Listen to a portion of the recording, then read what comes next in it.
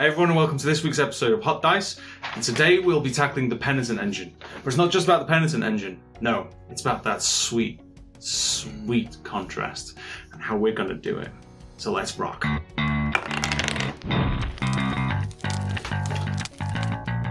So here's the end result. This is what we're going to achieve. Now if you take a look, we're going to be tackling that deep contrast from dark, grim metals in the depths to a much lighter highlight that really plants the model in the scene. But also we'll have a flame tutorial. You'll see how I did the flames and how we got the pallid flesh, so that really deep, bruised, dark flesh look. And I'm only using standard paints, with one exception. I am using the AK Interactive enamel washes. Now I've used those in my previous two videos, especially the Sisters of Battle Armor Grimdark tutorial. You can go there for more information. And also in the bases. I find if I use it throughout, it really ties everything together. So I do recommend those. Okay, so let's just get into it. Okay, straight in. So here I've got a model that I've already spray painted grey. That's my base coat. That's my default really. So I'm just going in with quite a big brush, an old one. Not too concerned about the quality of it or keeping it nice and clean. I'm using lead belcher. I'm just going to cover the whole thing in this. It's watered down considerably because it is a base paint, so it's quite thick, and I don't want to lose too much detail. So the first step to making sure I get a decent contrast here is not losing any of the detail. Because then when I go in with the washes afterwards, that's all going to go in there, and if I lose any of those sharp edges, you'll be able to tell. And plus, later we'll be going in with a dry brush, or edge highlighting especially. It's just an easier task if you haven't lost any of that detail initially. So you'll notice I'm painting the arms separately here. That's just so I can get into some of the nooks and crannies easier later. So I've done a couple of layers of the lead belcher and I'm happy with that. So now I'm going in with some of the Vallejo bronze. I love this colour. It looks gold if you don't hold it up to another gold, but it does give it a slightly warmer tone. It's not as clean, and obviously we're going for quite a grim, dark look here. I really like it. It's my favourite gold colour, so I highly recommend it. You get good coverage. When you water it down, it even goes on quite well. So again, this is watered down to some degree in my palette here. And again, same with the grey. With the silver, I don't want to lose any of the detail. Okay, just to continue the base colouring, I'm just choosing a dark brown colour here. You can make it more colourful. I'm using a burnt umber, but any brown, woodish, natural tone will do.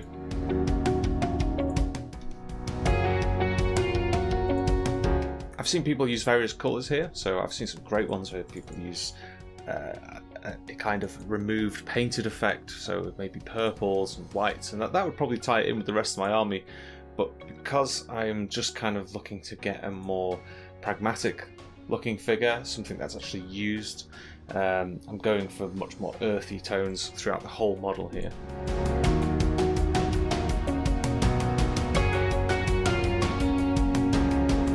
Okay, so there's very little opportunity to add colour on this model, so where I have got the opportunity to do so, I'm using a nice bright one. So here I'm using corn red. I like the purpley hue of this red. It goes on quite well, the CITADEL corn red. It's the base colour, obviously. So you do have to water it down quite a lot. I'm using this on the gas tanks. You see, I'm not being too careful because I'm just going to go back over it again with a metal colour later. So here we are, just showing you once it's dry. Nice and easy with a detail brush, just picking off the highlighted areas.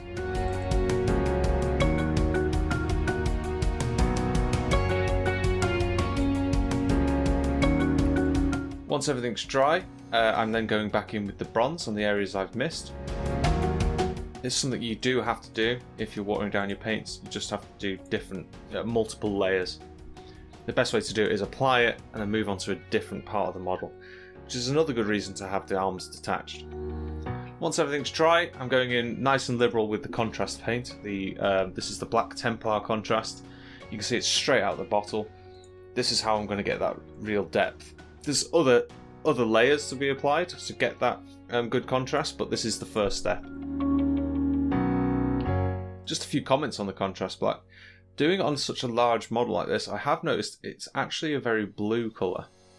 when applied directly onto silver, it does come out with a slightly blue hue.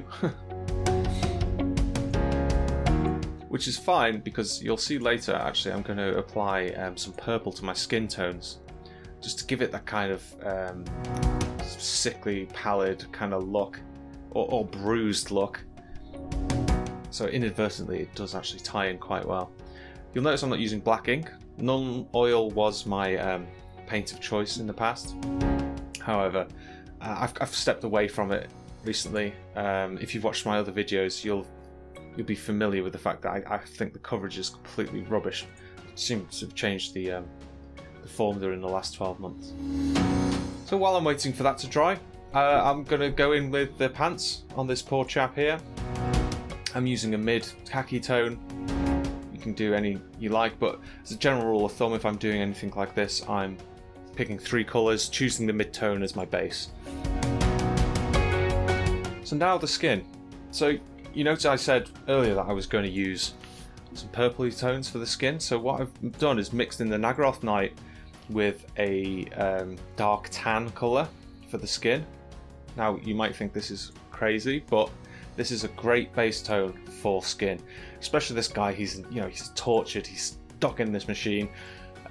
He's going to have raw flesh, he's going to have been beaten. I kind of really want to hammer home that this guy's not in a good way, and I find purple is a great way of achieving that. So what I've done then, once that's dry, I've gone for a slightly lighter tone mixed with the purple, and all I'm doing is adding in a little bit of that purple to every single skin tone I apply, gradually getting lighter each time. It doesn't look much now, but I'm working with quite wet paint. I'm being quick, and each time I'm applying this lighter skin tone to the model, I'm putting on less and less of the skin. Right, so the skin's dry, and I'm going to do the same with the pants. I'm going to go with the slightly lighter khaki colour on the trousers. Just picking out the highlighted areas. A lot of the weathering pigment, the inks, are going to do the work for me. It's going to muddy up all those blends, and I can come back in again later with the lighter tones. So the skin's dry now. I'm going to show you a little trick I've learned for doing skin. So I've watered down the corn red, so it's like a wash. It's very, very thin wash, and I'm just putting that all over the skin, or especially concentrating it in where the folds are, the hands, where the manacles are, where he's being held by the metal clasps. He's got a boil here on his stomach. I'm just trying to make sure I can dab that. Okay, that is quite a lengthy process with the skin because I've watered it down quite a lot, so I'm moving on to the arms here. And this is the AK Interactive Enamel Colour Streaking Grime. This stuff is what you need if you're going for that grimdark look. So I'm putting this on liberally, straight out of the bottle. It's quite thick, so you might be worried that you're going to lose some detail, but don't worry too much about that. So once that's been applied all over the model, which I'm doing here, again, all over the body, I will be able to take it off again with white spirits on the highlighted areas.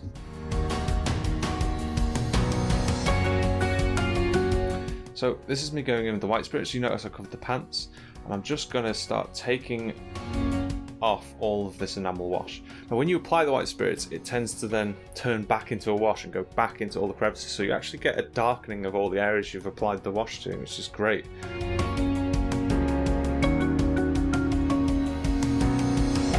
And with this, I just want to get all of the raised areas. I want to leave some in all the crevices. And once that's done and dry, and it takes no time at all to dry, I'm going to just reinforce this look. So I'm going in with lead belcher, which now looks a lot brighter thanks to the washes we've put on, and I'm only applying the lead belcher to the raised areas. So if you think of half a leg or half a bolt or half of raised area on this, I'm only going halfway down the lead belcher, thinking about where the light's coming from above generally, and I'm thinking where this arm's going to be, and I'm only putting the lead belcher on halfway down the model.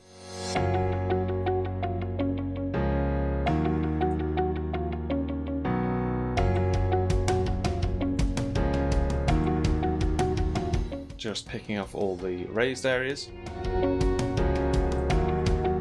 Again, I've got quite very little paint here, so it's almost like a dry brush. Not being too careful, just picking off the raised areas.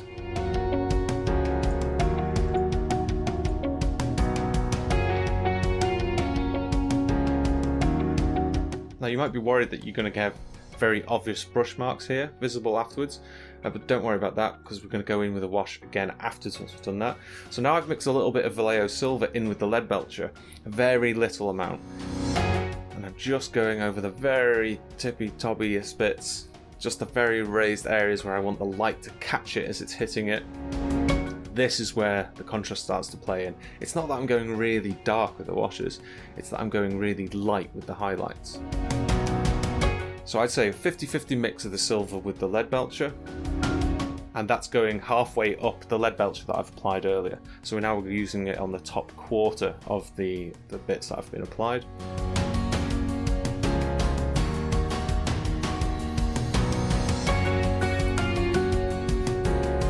Doing the same here.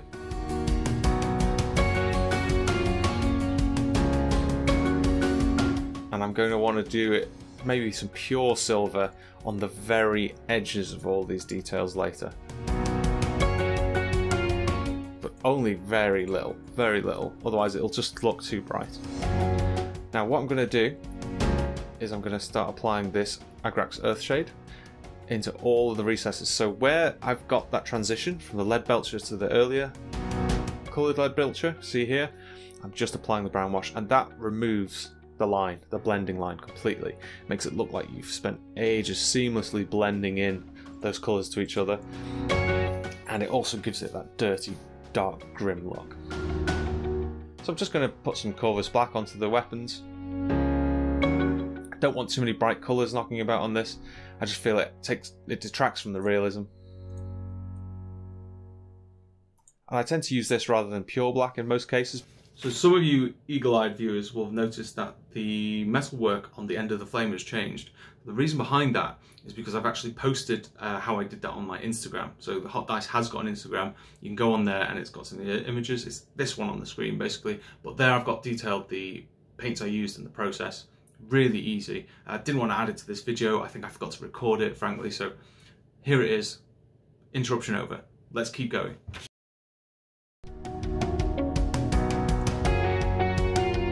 Now we're going to have a look at this flame. So I've got this really grimdark model, and I'm worried I'm going to go crazy with these bright colours, but let's try it out. These are the three colours I've used. I've used a clear orange, a yellow ochre, and a lemon yellow. And what I'm going to do is I'm going to go in with the mid-tone, so the yellow ochre colour. I'm just going to apply that all over where I can see flame. Now these are in braziers, so like a metal cage. I'm going to cover those as well because I'm going to have to go in again later and cover those with the darker colour. So it's going to take a few goes up, and here we have a cat interfering in and knocking everything over. Disaster. Thanks, James. Okay, now once I got my desk back together, I was able to go in again with the second run on the yellow ochre. Getting good coverage.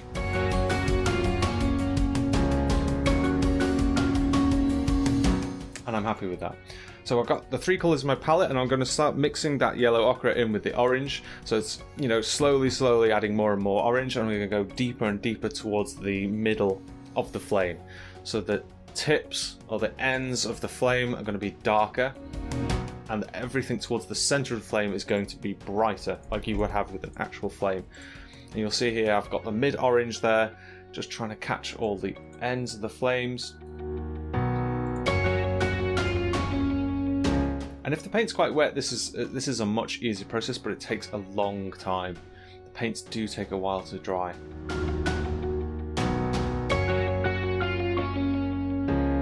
But take your time. It's very bright, so it's going to stand out. Now once I've got to pure orange, I'm going to start mixing in the orange with the corn red. And I'm using the corn red because that's the red I've used on the other part of the model, so hopefully it'll tie it in together a little bit better. And I'm just, again, each time, it's the same with the metalwork, each time I'm getting using a different colour on top. It's almost like reverse highlighting. I'm going halfway up the last colour. Now I found it was too difficult to paint this model while holding it, so I've glued it to one of the bases. Follow the link in the top right here. You'll find one of my basing tutorials if you want to see how I did these grimdark bases. So now, while I'm waiting for the flames to dry, trying to use my time wisely, I'm going in with that brass colour and just doing the same as I did with the silver, just trying to catch all the raised areas to bring out that gold, because I think it was just looking a little bit too muddy. Yeah, and I've got very little paint on my brush, and I'm just kind of dappling it in on the surface so it looks worn, it looks chipped away, it looks aged.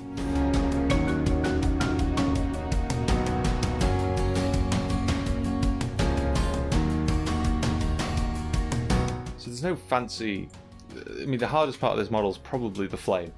Everything else is literally just trying to use the tools you have to make life easy.